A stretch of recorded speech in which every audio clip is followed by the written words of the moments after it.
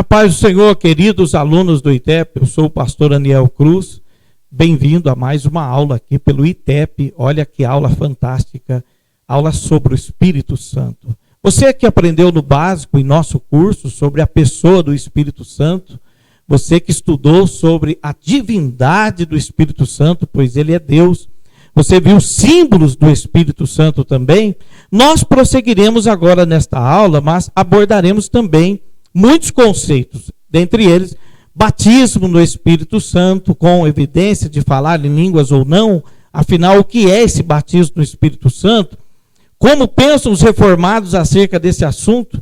A questão de John Wesley acerca desse assunto, a questão do cessacionismo, a questão do avivamento da Rua Azusa, que você terá aqui no ITEP, uma aula especial do avivamento da Rua Azusa. Vamos seguir com obra do Espírito Santo. Olho aí na sua apostila. Vamos então à obra do Espírito Santo, agente da salvação, agente da nossa santificação e o agente auxiliar no serviço do Senhor. Prosseguindo aí. Agente da salvação. Ele convence do pecado, revela-nos a verdade sobre Jesus, realiza o novo nascimento, faz-nos membros do corpo de Cristo e nos torna coparticipantes da natureza divina. Vamos prosseguir. Agente da santificação. Santifica, purifica, testifica que somos filhos de Deus, ajuda na adoração e comunhão e produz no cristão as qualidades do caráter de Cristo. Prosseguindo. Agente para o serviço. Reveste os crentes de poder, nos capacita a proclamar a palavra e operar milagres e concede dons espirituais. Batismo no Espírito Santo, ser cheio do Espírito Santo. Recebemos na conversão e podemos ser cheios dele mesmo antes de ser batizados do Espírito Santo. Voltando aqui com o professor.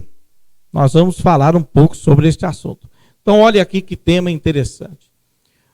Quem acredita no batismo do Espírito Santo, as igrejas Assembleia de Deus, pentecostais e afins, acreditam numa experiência distinta da conversão.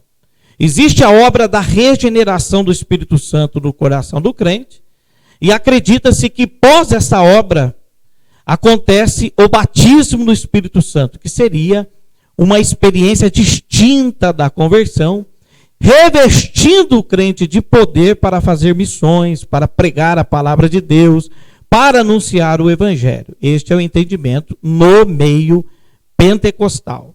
E dentro da Assembleia de Deus, e muitos credos pentecostais, acredita-se nesse batismo com evidência de falar em línguas, ok? Já se tem um entendimento moderno de que não só a evidência de falar em línguas ia caracterizar esse batismo, mas outras evidências de dons também.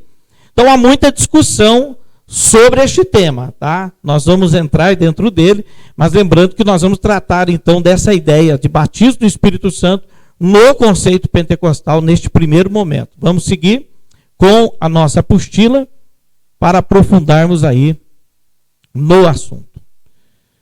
Então, ser cheio do Espírito Santo. Isabel, em Lucas, capítulo 1, versículo 41. E aconteceu que, ao ouvir Isabel a saudação de Maria, a criancinha saltou no seu ventre, Isabel foi cheia do Espírito Santo.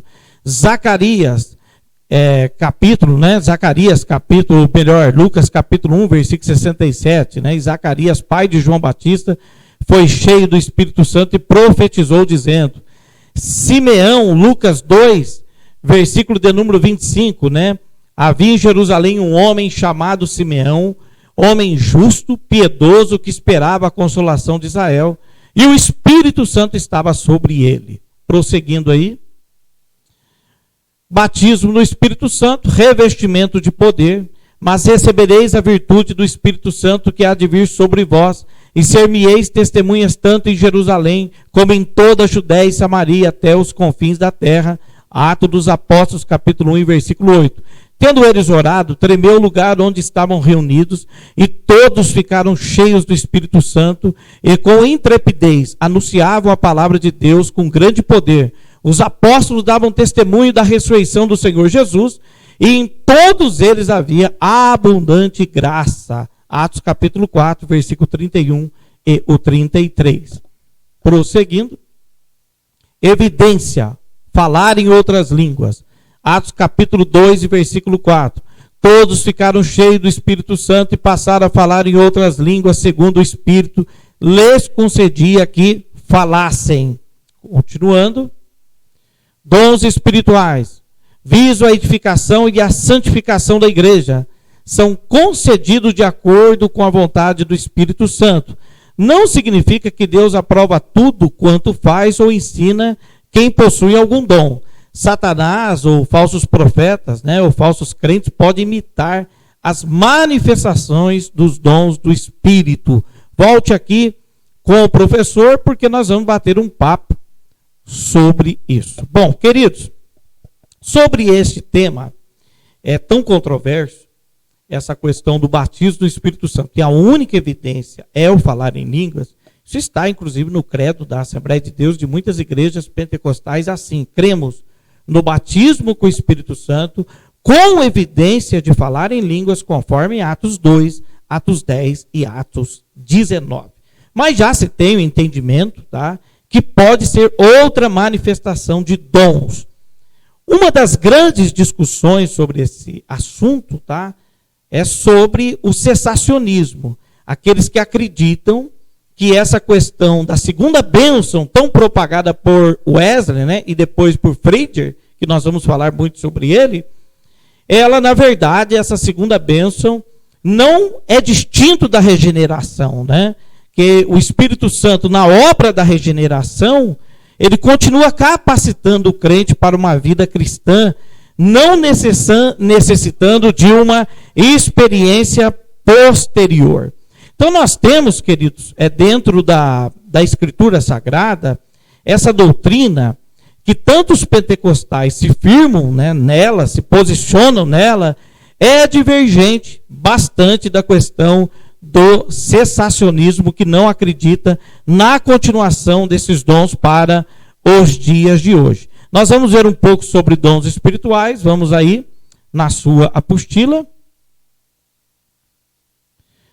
Então nós vimos aí sobre os dons espirituais, que visam a santificação da igreja. Continuando, 1 Coríntios 12, versículo 8 ao 10, 3 categorias nós temos lá: dons de revelação, dons de poder e dons de inspiração. Prosseguindo, os dons de revelação: palavra da sabedoria, palavra do conhecimento e discernimento de espíritos.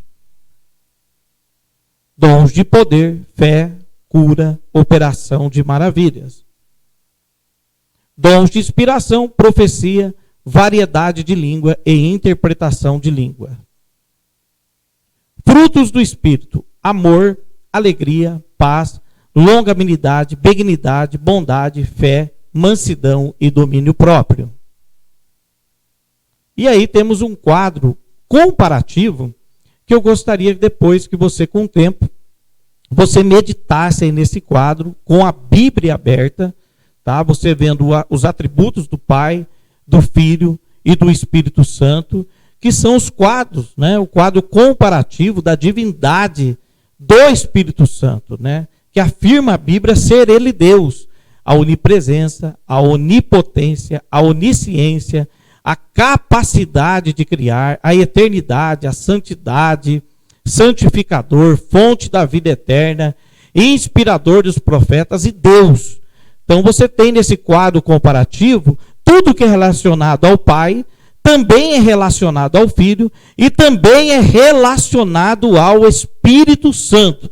Você, é claro, vai printar esse quadro comparativo aí e vai fazer um estudo com a Bíblia aberta, olhando texto por texto. Vamos prosseguir.